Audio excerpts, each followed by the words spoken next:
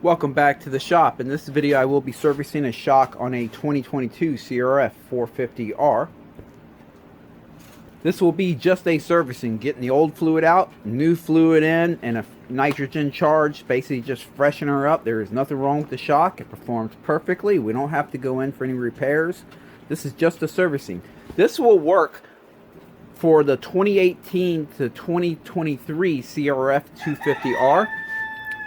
That's a CRF250R shock. You can see they're the same as the 450, and it'll work on the 450 from 2017 to 2023.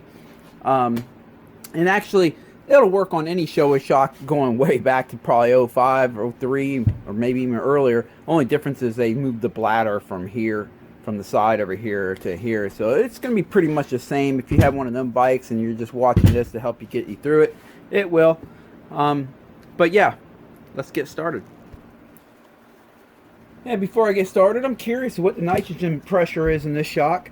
Just out of curiosity, they do have a tendency to lower through time, although I don't believe it's because nitrogen escapes. I don't think that's the case. I think what happens is the shock shaft here, the seal going up and down on it, you know, it always leaves a little bit of residue oil. Even though it's not leaking, it has to clean the shaft. You're going to lose a little oil through time, and as the oil escapes the shock, the nitrogen pressure in the bladder will have to take up that void, that space, and that's going to cause the nitrogen pressure to read lower.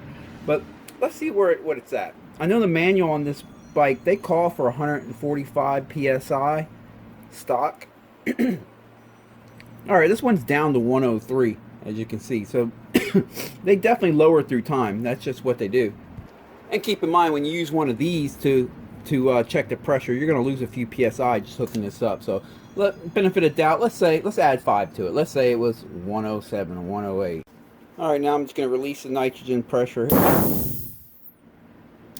There we go. And I'll set this cap back on for now just to keep that valve clean while I go to clean the shock. Nothing gets up in there. I'm often asked how often you should service your suspension, and it's kind of different with every rider. Of course, the manual will tell you something like 7 hours. Your suspension tuner will tell you something like every 10 hours. But in my experience, on average, for the average rider, at least every 40 hours, get the old fluid out, new fluid in, fresh nitrogen charge, and that's good enough. If you're a faster rider, or you ride in nasty conditions, you might want to lower that down to 20 or 30 hours. If you're like a pro, maybe every 10 hours. But on average, 40 hours. And if you're really slow, you're just putting around, and your conditions are usually pretty good, not muddy or overly dusty, you might be able to run it 60, 70, 80 hours. But if you really don't know, if you just stick to 40 hours, you'll be fine. On my personal bikes, I can generally start feeling the suspension getting a little bit softer right around 30 hours. I try to get to it by 40 hours, and I will notice that the dampening level will come back up. The stiffness will kind of come back with the fresh fluid, because the fresh fluid is obviously what does your dampening. So every rider and conditions are different, but like I said, on average, 40 hours usually gets it done. Just don't go past 40 hours unless you're a really, really slow rider in good conditions. Alright, next thing I'm going to do is record where the rebound's set at so I can put it back to where it's set when I'm done. 1, 2, 3, 4, 5, 6, 7, 8, 9. So it's right at 9, a tight 9, but it's 9. So I'll write that down and then turn that all the way out. That's going to help us when it's time to bleed it, if it's turned all the way out or in, or whatever you want to call it. Turn it all the way counterclockwise. Alright, next thing we need to do is mark where the spring is at. The goal here on a servicing like this is just to get the old fluid out, new fluid in, and I try to set it up where you don't even, if your sag was set perfectly and all your settings were set perfectly, you won't even have to recheck it. What I did is I'm putting a little mark. There we go. You see that little mark right there that I punched in it? Right here. You can use a marker even, although sometimes it gets erased when you go to clean the shock. So I like to punch a little mark right here, and it lines up with this right here, if you can see. And so what I'll do now is I'll count the lines just count the threads here. So we got 1, 2, 3, 4, 5, 6, 7, 8. And I'm not going to count that little bit right there. I'll just remember I'm not going to count what's on each. 1, 2, 3, 4, 5, 6, 7, 8. So 8 threads, or I'll call them lines. 8. There you go. And that way, when I go to put the shock back together, I'll tighten these two up until just that many threads, 8 threads, are exposed like that again, and that spring will be in the same position. I won't have to reset the sag on the bike. It'll be plug and play. I'll just bolt it on, and it'll be just like it was before, except nice and fresh with fresh fluid and nitrogen in her. All right, now I'll just use a punch to loosen this up.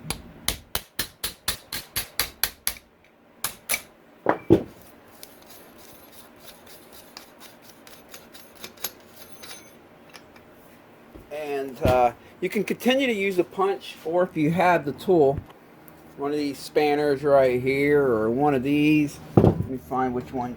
I actually kind of like this one better, the smaller one right here, because it has this flat spot. But or you can continue using the punch if you don't have this tool. And you can just use a punch and take the whole, loosen it all the way up with that. But if you have the tool, it makes it easier. Also makes it easier to throw a little WD-40 on the threads.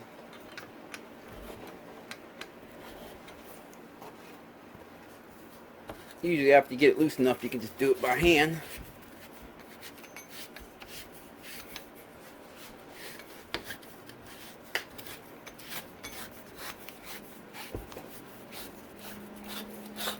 There we go.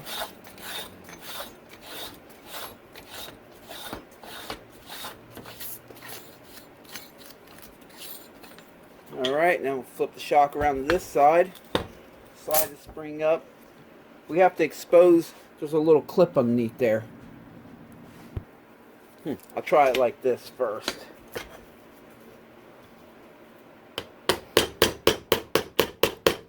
There it is. Flip around to the other side.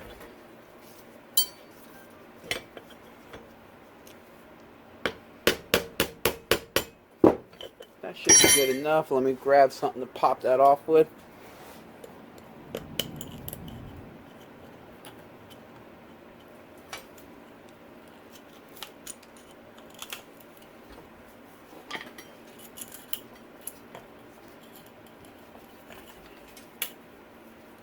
Alright, we have that off of there. At this point we can slide that back down. It's easier sometimes to take the spring and just... There it is.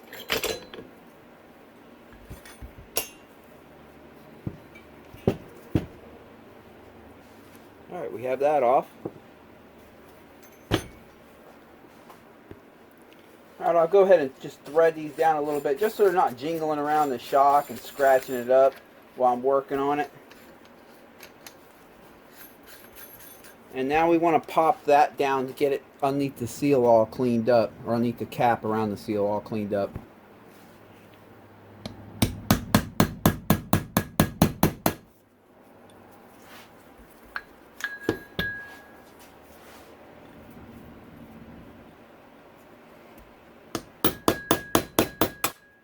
There we go. You can see dirt's coming out of there.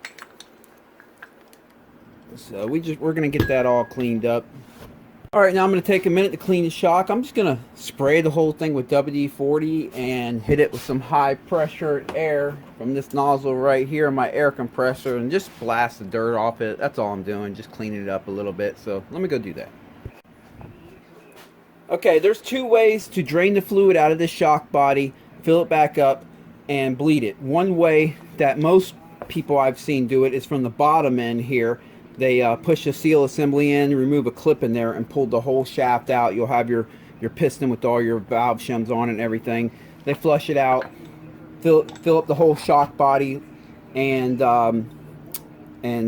bleed it that way. But I find that when I do it that way, I always end up with a tad bit of air in the system, no matter how hard I try, because the seal assembly here has a cavity on the side that kind of like, it'll hold air when you're pressing this down. So I find it's quicker and easier, and I get a better bleed if I do it all from the compression assembly right here. So we're going to be removing that to do this job. And again, this is a good shock, so I don't have to get all in here and check everything out or clean anything out, because she's not coming apart. She shouldn't have any debris in her or anything. All we're looking to do is get the old fluid out and new fluid in and get a nitrogen charge on her. A quick servicing. That's it. So what I'm going to do is I'm going to mark this with a Sharpie, all the settings here. I don't expect them to move, but just in case they did, I would know that they have moved, and I need to address that. And then now this is a 24mm wrench. These can be a little bit tight. I have it on this tray here because the oil will come foaming out. Now, when the oil comes out, a lot of times it'll come out with a little bit of pressure and foam. Remember, we already released the nitrogen pressure. Make sure you release the nitrogen pressure before you do this. But even with the nitrogen pressure released, it can, should I say, still have a little bit of gas pressure in there. Now that gas pressure is not from the nitrogen, and it's not from air that's gotten in the system, and the foaming of the oil you'll see here is not from that either. What that's from, a lot of time when it's under pressure, it's like a Coke bottle, 2-liter bottle, brand new bottle. You see no you'll see no air bubbles in it until you go to crack it open, and once you release the pressure of the bottle, all of a sudden all these bubbles pop up out of the fluid. That's the same thing with this.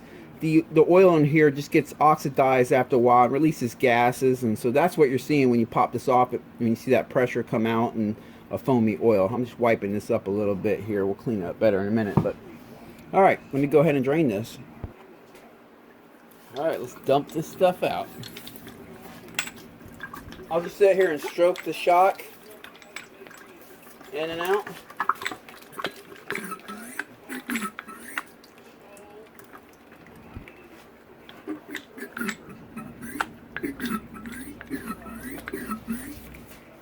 Just work that stuff on out of there.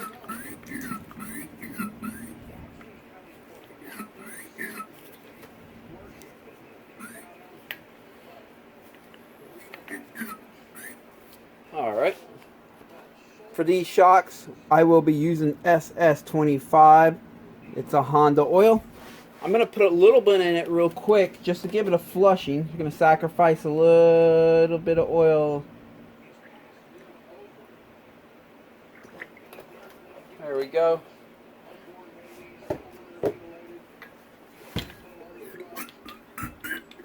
I didn't put too much in there, just enough to kind of whoosh it around a little bit. I'll cap this off and let a little bit go into the reservoir area. All I'm trying to do is just capture all the old oil, and now I'll drain that out. It's just a flushing to capture all the old oil, make sure I get it all out of there, so when we fill it up with fresh oil, it will be all fresh oil.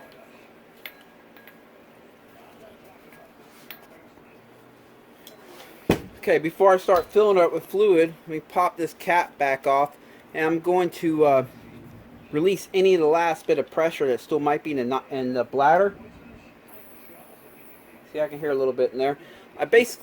I want the bladder to sit in a relaxed position. I don't want it to be swelled up right now, because then I'm going to fill up the shock with the bladder swelled up, and I don't want it to be contracted. I want it at a relaxed position, and it's important to have it in that, because if it's swelled up, as the shock loses fluid slowly through time, it just happens. If that bladder expands far enough where it gets to the window or the hole right here, it can actually pop the bladder. So you want to definitely make sure that you release all the pressure in the bladder while the system is open to allow it to relax. Now we're going to start dumping the SS25 in there.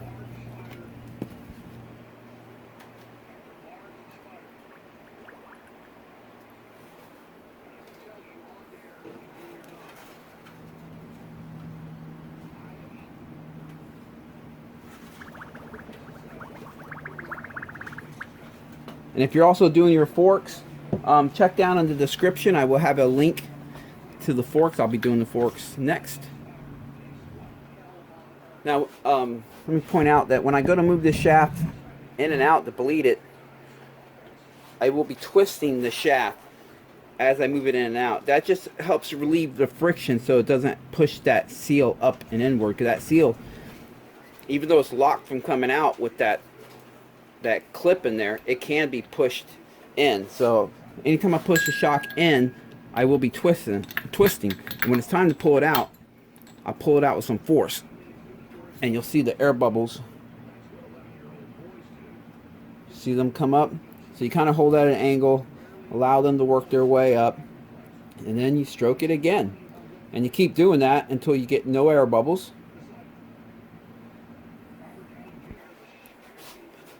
And even on the bench here, you'll notice that I have it sitting off the edge like this. It allows the shock to be at a slight angle so the air bubbles can work their way up.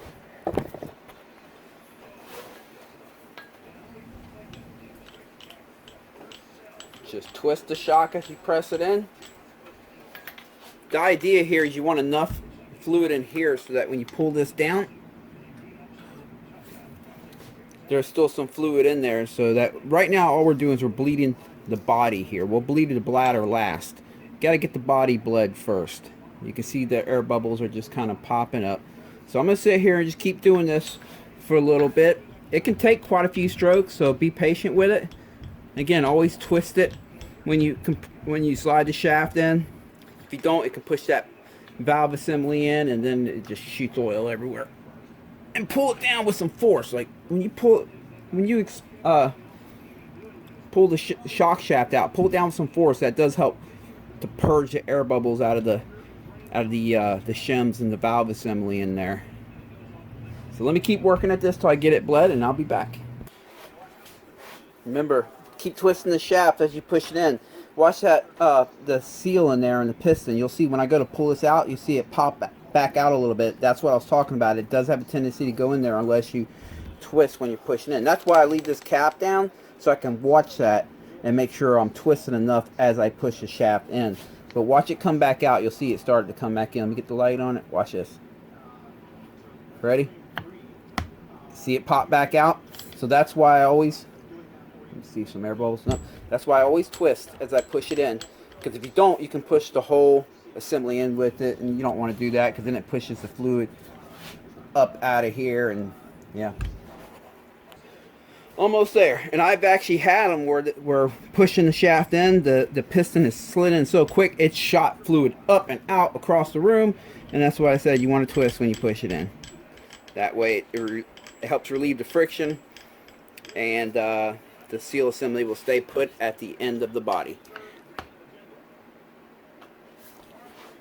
Oh, still got a few more air bubbles. I'll keep working at it. Alright, I have that all bled up. Now I need to bleed the reservoir. So that's pretty easy. You just fill it up like that. On this shock, you'll see it bubble out. If you're doing one of the older shocks, you can use anything. I take butt plugs from exhaust systems, cut them out to the size that I need, that I can use to block this, so I can work the air bubbles out of the reservoir area. Fill it back up and just keep doing that until you get all the air bubbles out of there. And if, like I was going to say, if you're working on one of the older shocks, then you definitely have to block it off, and the one that had the reservoir on the side, you have to hold it at a different angle to get all them bubbles out. But yeah, that's how you do it. You just cap it off and spin the shock around to work them out, and keep filling it back up, and you can feel the bubbles. When I hold it right here, it goes doo, doo, doo, doo. I can actually feel it on the shock body. Matter of fact, that felt like the last bit right there. It's still pretty much almost full. Let's see here. Let's try it one more time, just for good measure.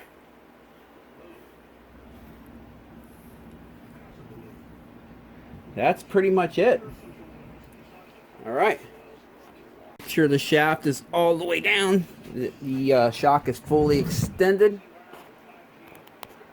All right, so the body is fully bled, and we have the reservoir fully bled. It's fully full of fluid.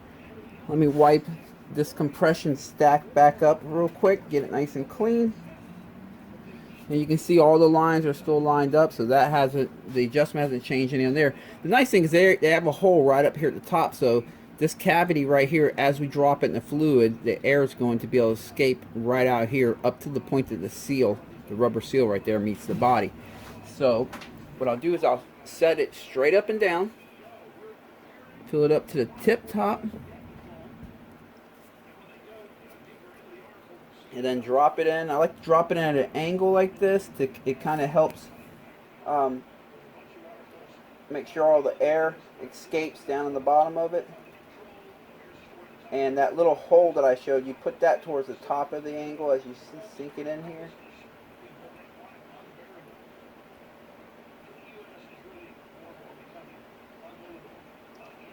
Here we go.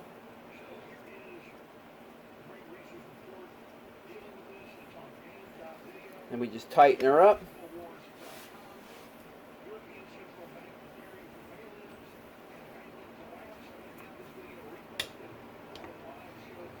Now it's nitrogen charge time.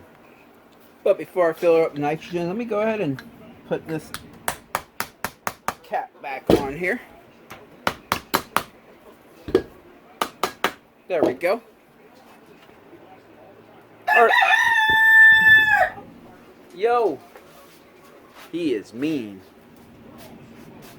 All right, you can take it to your local motorcycle shop and have them fill it up with nitrogen or a suspension tuner, and they charge I've been charged as little as 12 bucks, and I've been charged as much as 75 bucks to have a shock filled up with nitrogen. These Honda shocks, stock, they call for 145 psi of pressure, nitrogen pressure. But as I showed you in the beginning of the video, they do lower through time naturally as oil is lost, just keeping the shaft clean here. I start them at 150 because they're just going to go down. So I start them at 150, it's just 5 psi more than stock. Even the YZs that call for 147, I just start them at 150. And that's not uncommon. I don't know about today, but years ago, Pro Action used to put 175 in pretty much every shock they touched. So, but, you know. But we're just going to run 150, and it will lower through time. Give it a good month or two, and it'll be at 145 or less. For me, I have my own nitrogen tank. I went and picked that up at a welding supply, full of nitrogen, and then I just went on eBay, and I found these gauges right here that are actually for automotive racing, where they fill up their shocks with nitrogen, but it allows you to bring the pressure down to an acceptable pressure, because these tanks come at 4,000 psi, so you need to bring it down to 150, 200, whatever. Let me go lower a little bit here. Alright, I'm going to start this one at 180, fill the shock up, and then we'll relieve the pressure to get it right exactly to 150, because this pretty much just has an air valve on it. Now you can buy the special tools to connect to this for like 300 bucks that allows you to get it perfectly at the pressure you want it at. Or you can just save a little money and do it the way I'm doing it right here. Let me show you. Most of us already have one of these air shock or fork pumps, so I just use one of these. They're real accurate, and you won't lose any pressure when you disconnect it. So that's the whole idea. So what I did is I put what read on that gauge 180. Oh, that gauge is not real accurate. Let's see what it's at. At 180, it actually only put 153 in the shock. So I want to bring her down to 150. And you can pick these up for about 45, 50 bucks. It's a lot cheaper than 300 bucks for that kit. And now she's at 149. Oh, take that back. She went up to 150. I let her sit for a second. She just climbed up to 150. So she's right at 150. We can disconnect her now.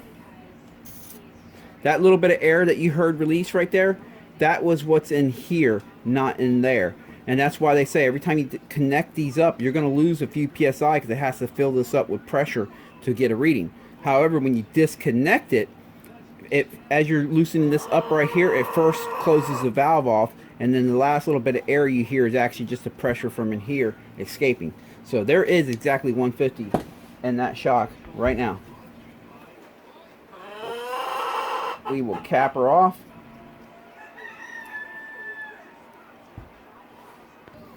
I like to use a pair of pliers and just get this nice and snug. So I like to get it tight enough where you can't remove it with your fingers.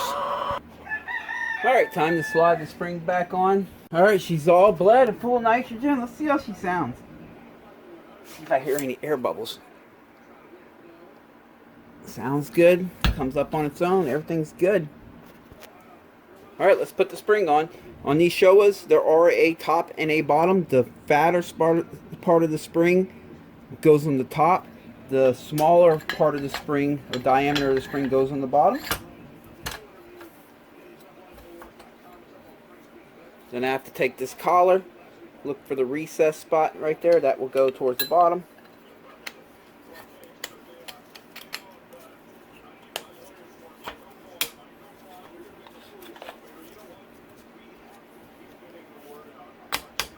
There we go. And then I'll take the ring clip here, pop that in its groove.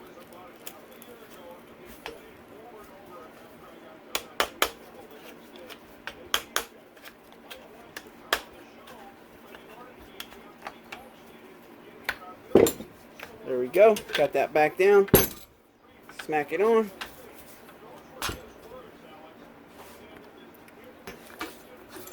And tighten her back down. Remember, we have to only tighten this down to 8 lines. Let's see here. Alright, just counted. I'm at 7 right now. You can see that dot that I put right there on the spinner. I tapped into it. So let me do one more turn and that should be it. Line it up with that line. I'm just going to finger tight this right now to count the threads. Alright, let's count. 1, 2, 3, 4, 5, 6, 7, 8. There it is. Let me lock her in. Where'd my punch go? There it is.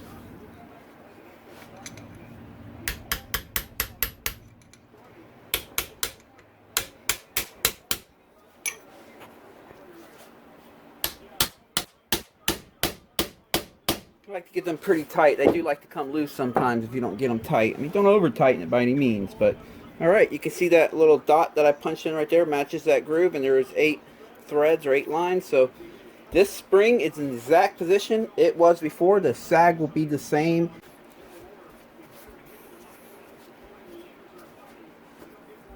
I think this shock is done.